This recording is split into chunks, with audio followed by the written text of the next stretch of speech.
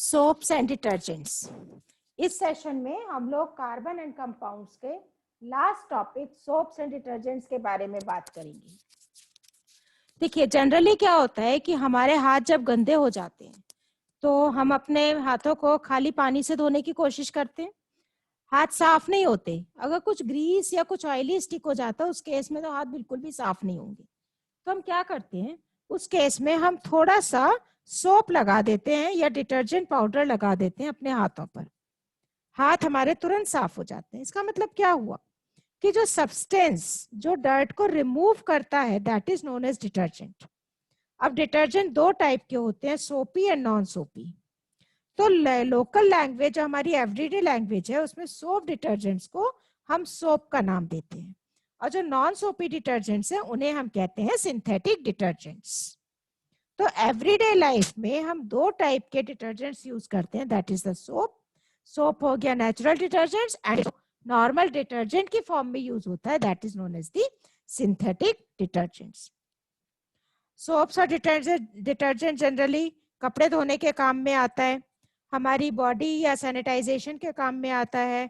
इसके अलावा शैम्पूज में यूज होता है, बर्तन साफ करने के काम में आता है, टेक्सटाइल इंडस्ट्रीज में काम में आता है। तो हम सोप और डिटर्जेंट के बारे में एक के बाद एक स्टडी करेंगे। Now, what is soap? Soap, it is a sodium and potassium salt of long chain fatty acids. Sodium and potassium salts of long chain fatty acids, it is called as soap. General formula जो होता है soap का that is RCOONA। अब देखो यहाँ पे RCOO क्या है, इट इज दी R क्या है, R यहाँ पर हो गया एल्काइल ग्रुप हो गया R, और सोडियम है यहाँ पे आयनिक फॉर्म में, ठीक है। And COO, this is a carboxyl group. COO is a carboxyl group, R it is an alkyl group, and sodium it is the ionic form which is present in soap. Soaps ज्यादातर soft water में effective होते हैं लेकिन hard water में ineffective होते हैं, मतलब hard water में काम नहीं करते। ये काम कहाँ करते हैं, काम करते हैं ये सॉफ्ट वाटर में। जो एग्जाम्पल्स है सोप के वो हैं sodium stearate and sodium palmitate. ये फॉर्मूलाज आप लोगों को लर्न करना है, याद रखना है। C17H35 it is sodium stearate and C15H31 it is sodium palmitate. Soap बनता कैसे है? सोप को जनरली एनिमल फैट या वेजिटेबल ऑयल को सोडियम हाइड्रोक्साइड के साथ में जब हम हीट करते हैं तो हमें मिलता है सोप, जो कि होता है sodium salt of fatty acid, और साथ में बाय प्रोडक्ट निकलता है glycerol. So this is an important point है कि during soap formation which by product is obtained, so it is glycerol.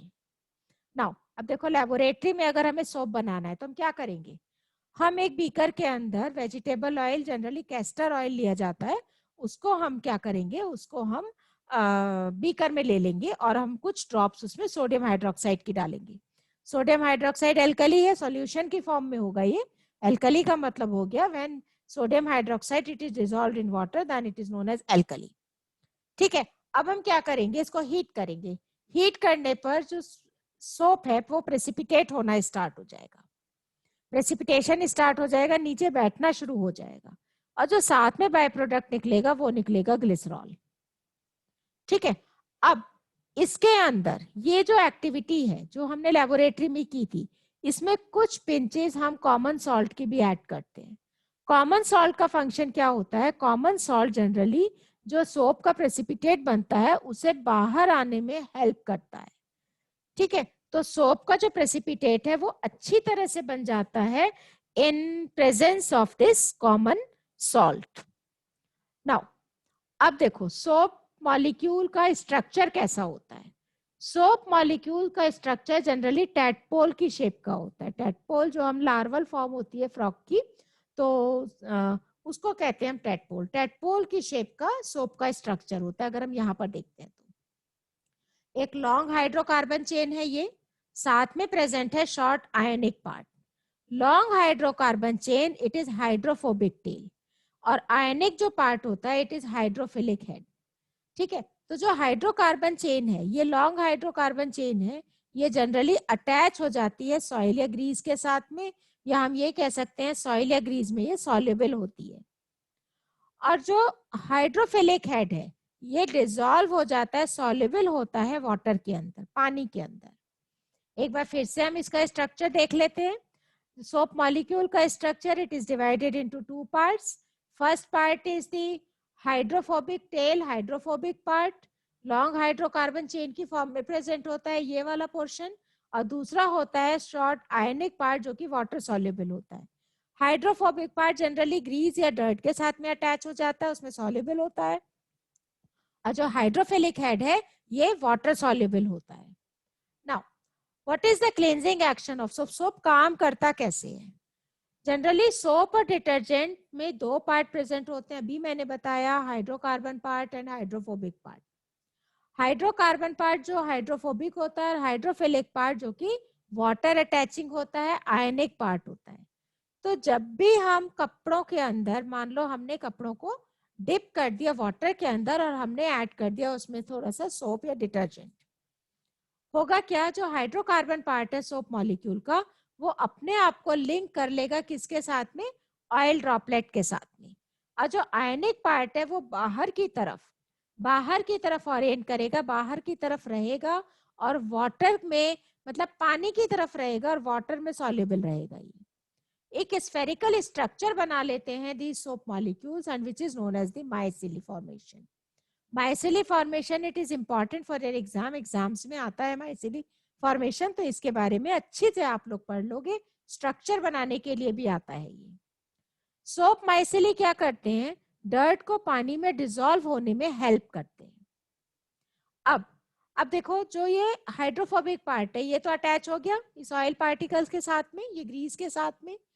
जब भी हम क्लॉथ को, कपड़े को मैकेनिकली एजिटेट करेंगे, हाथ से मसलते हैं, या अगर हमने मशीन में डाले हैं कपड़े, तो मशीन में भी 2 तरीके के राउंड होते हैं, एक होता है क्लॉकवाइज राउंड और दूसरा होता है एंटी क्लॉकवाइज राउंड। जो मोटर होती है मशीन की 2 तरीके से घूमती है, एक बार क्लॉकवाइज घूमती है, दूसरी बार एंटी क्लॉकवाइज घूमती है। तो ये जो रोटेशन है मशीन की मोटर का, या हम अपने हाथ से कपड़ों को मसलते हैं, मैकेनिकली एजिटेट करते हैं, रगड़ते हैं, क्या होता है? जो माइसिली हैं ये अपने साथ में डर्ट के पार्टिकल को खींच लेते हैं। और जब माइसिली अपने साथ डर्ट के पार्टिकल को खींच लेंगे तो वो जो डर्ट पार्टिकल है वो पानी में डिसॉल्व हो जाएगा, पानी में नीचे बैठ जाएगा, सेटल डाउन हो जाएगा। ठीक है, तो इस तरीके से अब उस पानी को हम रिंस कर सकते हैं, रिंस करेंगे हमारे कपड़े साफ हो जाएंगे। ठीक है, तो इस तरीके से this is the cleansing action of soaps and detergent, दोनों का ही है ये। अब एक और टर्म आती है that is known as scum. Scum में क्या होता है? Magnesium and calcium salts hard water में प्रेजेंट होते हैं, ये सोप मॉलिक्यूल के साथ में रिएक्ट कर जाते हैं और एक इनसॉल्युबल प्रोडक्ट बनाते हैं जिसे हम कहते हैं स्कम।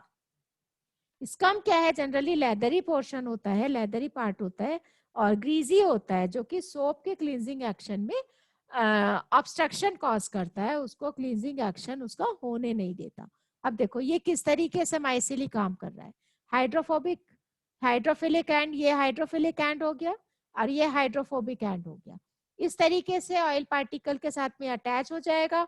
जब हम मैकेनिकली एजिटेट करेंगे तो ये माइसिली टूट जाएंगे और सोप मॉलिक्यूल से सारे टूट जाएंगे, माइसिली ब्रेक कर जाएगा और जो डर्ट पार्टिकल है ये हाइड्रोफिलिक एंड के साथ में वाटर में नीचे बैठ जाएंगे in the form of emulsion. और जब हम वाटर रिंस करेंगे तो वो डर्ट पार्टिकल दूर चले जाएंगे। So this is all about the cleansing action of soaps and detergents. Now what are detergents? Actual में अभी मैंने आपको बताया सोप क्या होते हैं। सोप होते हैं calcium and magnesium salts, sodium and potassium salts. ठीक है, sodium and potassium salts they are soap. और डिटर्जेंट्स क्या होते हैं? They are the sulphonic salts. Sulphonic group present होता है instead of the carboxylic acid group. ठीक है, अमोनियम एंड सल्फोनेट सॉल्ट्स होते हैं, लॉन्ग चेन कार्बोक्सिलिक एसिड्स में होते हैं, that are used to clean clothes in hard water.